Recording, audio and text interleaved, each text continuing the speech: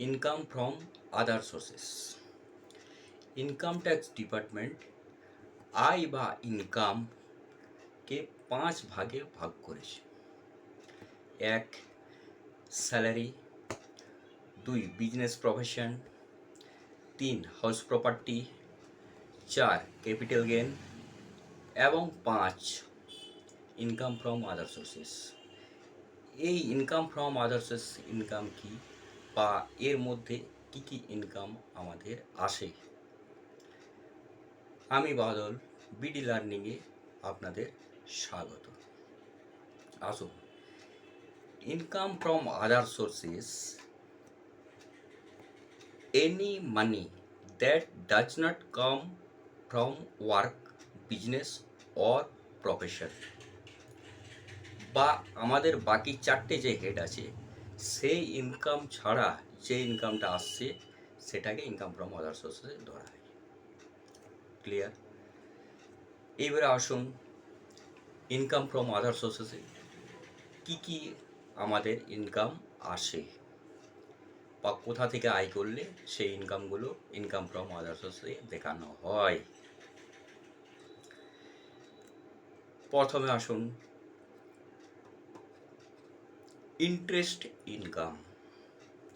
Interest income, savings bank interest, fixed deposit interest, recurring deposit interest,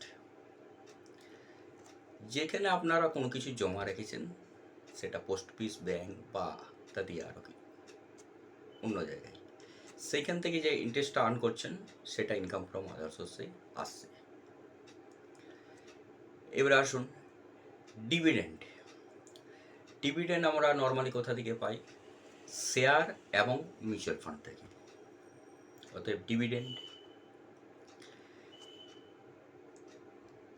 income from renting out machinery or equipment. যদি আপনি কোনো machinery বা equipment রেন্টে দিন, সেটাও আসবে। Income from winning lotteries, racing, card games, gambling or betting. কিন্তু মনে রাখবেন, অনলাইন গেম, লটারি, এগুলোর উপর 30% ট্যাক্স ধার্য হয়।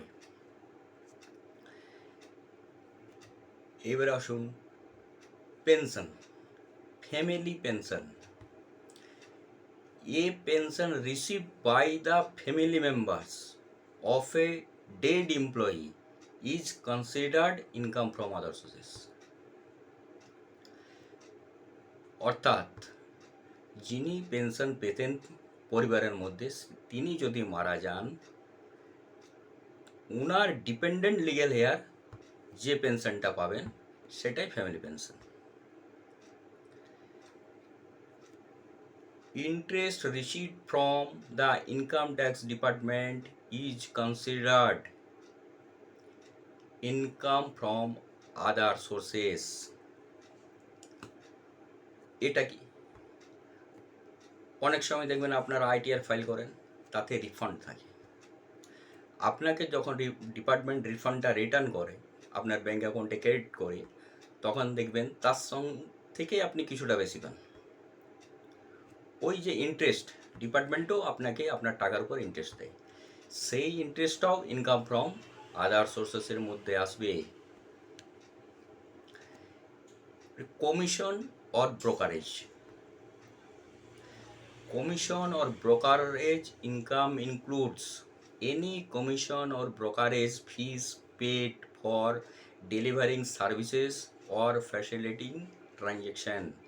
এর ক্ষেত্রে যে কমিশন বা ব্রোকারেজ পাচ্ছেন সেটাও ইনকাম ফ্রম আদার সোর্সেসে আসবে। মোটামুটি এইগুলোই ইনকাম ফ্রম আদার সোর্সে আসে। এছাড়াও আরও অনেক কিছু আছে, পরে আরও বিস্তারিত আলোচনা করব।